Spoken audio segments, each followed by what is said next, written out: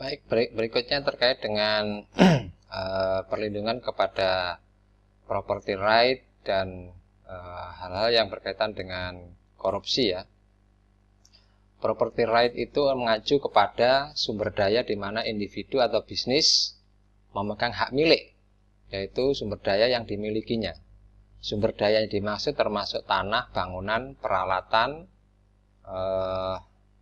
modal, bisnis, kekayaan intelektual. Kekayaan intelektual ini bisa gagasan yang dilindungi oleh paten, hak cipta, dan merek dagang. Hak milik ini mengacu pada hak hukum atas penggunaan di mana sumber daya tadi ditempatkan dan atas penggunaan penghasilan yang mungkin timbul dari sumber daya itu. Nah, masing-masing negara itu berbeda dalam penerapan sistem hukum mereka mendefinisikan dan melindungi hak milik. Meskipun semua negara memiliki undang-undang yang berlaku untuk melindungi property right ini, bahkan Cina meskipun yang komunis itu juga memberlakukan undang-undang terkait dengan perlindungan property right ini mulai tahun 2007. Namun banyak negara yang tidak menegakkan dengan ketat lah ya property right ini. Property right itu bisa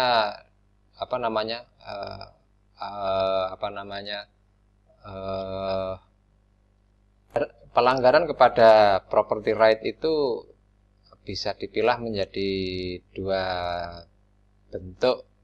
Ada namanya private action dan ada namanya public action. Nah, kalau private action itu mengacu kepada tindakan pribadi ya. Anda kemudian melakukan melanggar hak properti, membajak gitu. Pembajakan yang dilakukan oleh pribadi. Itu namanya melanggar property right yang dilakukan oleh pribadi-pribadi. Nah, jadi ini pencurian. Nah, bagaimana penegakan hukumnya? Di negara-negara yang maju itu sangat ditegakkan theft, piracy, blackmail yang terkait dengan private action ini, tindakan-tindakan pribadi ini. Bahkan kalau di negara-negara seperti Rusia begitu ya, orang-orang yang melanggar orang-orang tertentu ya, pribadi-pribadi atau mungkin perusahaan-perusahaan tertentu yang melanggar ini bisa juga dibalas dengan private action juga. Oleh siapa? Oleh mafia misalkan begitu. Ini silakan Anda baca di bukunya Will ini. Itu dijelaskan di situ.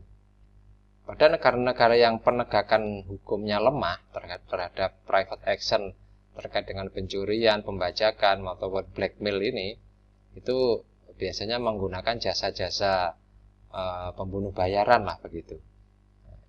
Itu terjadi itu tahun 90-an itu.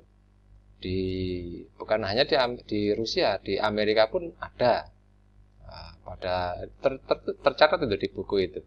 Tahun 30 itu di Chicago itu terjadi itu, mafia lokal gitu. Di Jepang ada Yakuza gitu ya.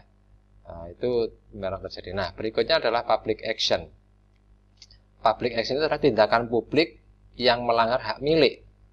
Nah, seperti apa? Misalkan pejabat publik atau politisi, birokrat gitu ya, melakukan pemerasan terhadap sebuah properti yang barangkali dimiliki oleh satu perusahaan tertentu, mungkin dengan mekanisme memberi pungutan pajak yang berlebihan ya, memerlukan izin yang bertele-tele gitu ya, yang mahal dari yang akan dikeluarkan. Ini dilakukan oleh pejabat. Sebuah perusahaan mengajukan izin lisensi tertentu, kemudian harus melalui pejabat ini. Nah, pejabat ini melakukan pemerasan seperti itu. Nah, ini adalah tindakan-tindakan ilegal. Nah, ini mengarah kepada tindakan korupsi.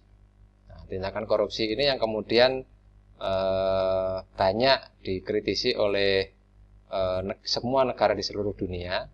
Bahkan di bukunya Will itu dijelaskan ini Ini adalah tingkat kebersihan korupsi menurut sebuah lembaga independen,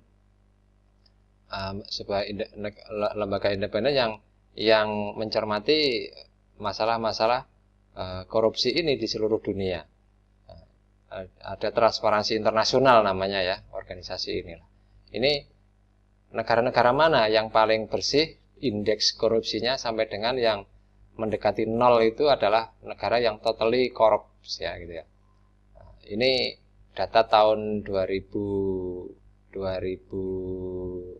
kalau tidak salah ya. Jadi itu Indonesia masih di peringkat itu. Yang paling bersih itu New Zealand, Finland, Jepang, itu relatif bersih lah. Yang paling kotor itu ya Somalia, Irak termasuk di situ. Nah, ini bukti bahwa tingkat korupsi itu masih tinggi. Dan korupsi ini akan berdampak kepada semakin menarik atau tidaknya sebuah negara untuk dimasuki perusahaan-perusahaan internasional atau perusahaan yang mau berbisnis di negara tersebut. Sehingga tingkat investasinya menjadi rendah gitu ya. Oleh karena itu korupsi ini berdampak juga kepada pertumbuhan ekonomi. Di negara-negara luar negeri itu banyak bahwa negara yang semakin korup itu semakin rendah tingkat pertumbuhan penduduknya.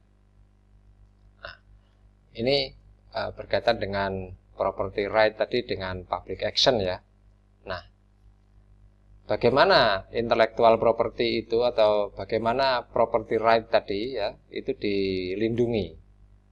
Nah, property right itu dilindungi dengan cara paten ya.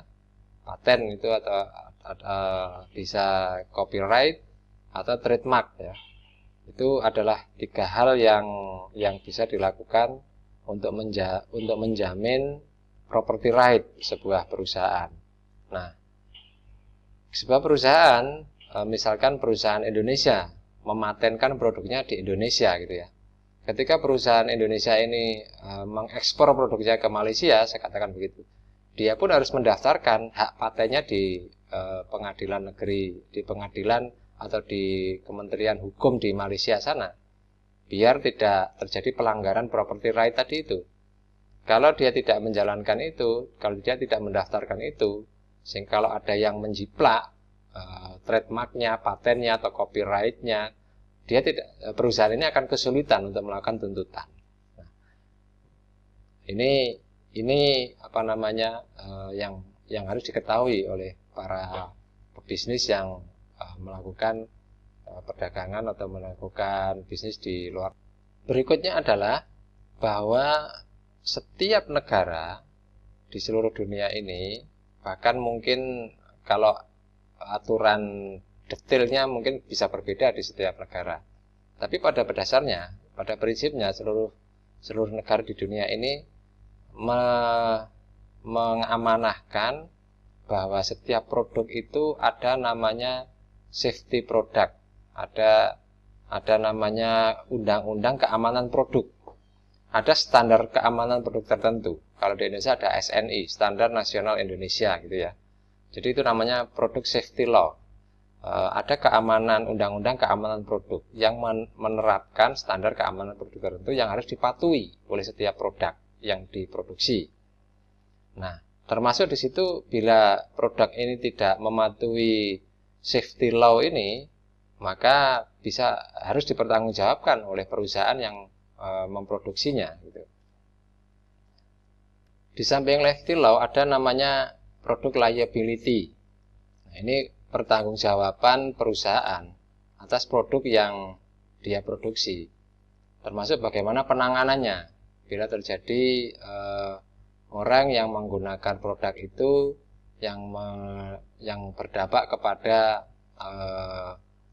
luka atau ya kecelakaan, kemudian kerusakan, bahkan menuju kematian. Bagaimana ini pertanggungjawaban perusahaan jika produk yang dipakai oleh seseorang konsumen di sebuah negara itu menyebabkan kecelakaan, injury, death, and damage ini ya. Ini di setiap negara itu memiliki perbedaan tentang responsibility yang harus dikenakan kepada perusahaan yang meng-create sebuah produk yang berakibat seperti ini. Nah, ini perlu menjadi perhatian juga oleh setiap negara yang memasuki berkaitan dengan keselamatan penggunaan sebuah produk. Misalnya kalau di Indonesia, produk itu harus bersertifikat halal, bebas dari kandungan babi dan seterusnya. Ini kewajiban sebuah perusahaan ketika menjual produknya kepada negara tertentu. Ini semua berkaitan dengan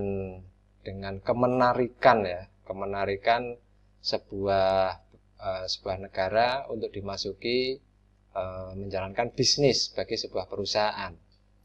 Karena terkait dengan manfaat, biaya, dan risiko yang harus ditanggung oleh perusahaan yang memasuki negara dengan sistem politik yang berbeda, dengan sistem ekonomi yang berbeda, dengan sistem hukum yang berbeda-beda pula. Nah, jadi masing-masing negara itu memiliki keunggulan dan kerugian masing-masing yang harus diantisipasi oleh pebisnis asing untuk memasuki sebuah negara, termasuk kepada perlindungan hak cipta tadi, hak intelektual bagaimana tingkat korupsi di sebuah negara. Nah, ini perlu diperhatikan sebuah perusahaan ketika memasuki sebuah negara. Nah, ini menjadi penting bagi Anda yang mempelajari mata kuliah bisnis internasional itu harus juga mengetahui bagaimana latar belakang politik, latar belakang hukum, latar belakang sistem ekonomi yang dianut oleh suatu negara. Ini perlu diperhatikan.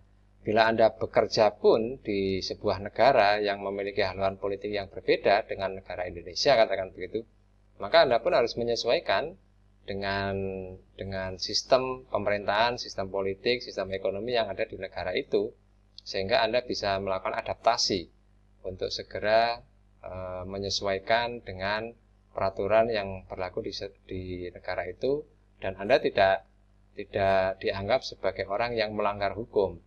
Karena bisa jadi kalau di Indonesia tidak dilarang, mungkin di Malaysia atau bahkan di negara terdekat kita, Singapura, merupakan tindakan yang terlarang. Bahkan sebaliknya, mungkin di Indonesia dilarang, tapi di sana diperbolehkan. Nah, ini kan perlu kita ketahui, sehingga kita bisa melakukan penyesuaian gitu. Baik Anda sebagai manajer yang akan bekerja di negara lain, atau Anda bahkan hanya sebagai karyawan di sebuah dari Indonesia yang ditempatkan di negara lain, ini harus memahami bagaimana cara kerja bisnis yang berlaku pada sebuah negara. Mungkin itu yang bisa saya sampaikan, kurang lebihnya saya mohon maaf. Kita akhiri pertemuan kedua ini. Kurang lebihnya mohon maaf. Sekali lagi, Assalamualaikum warahmatullahi wabarakatuh.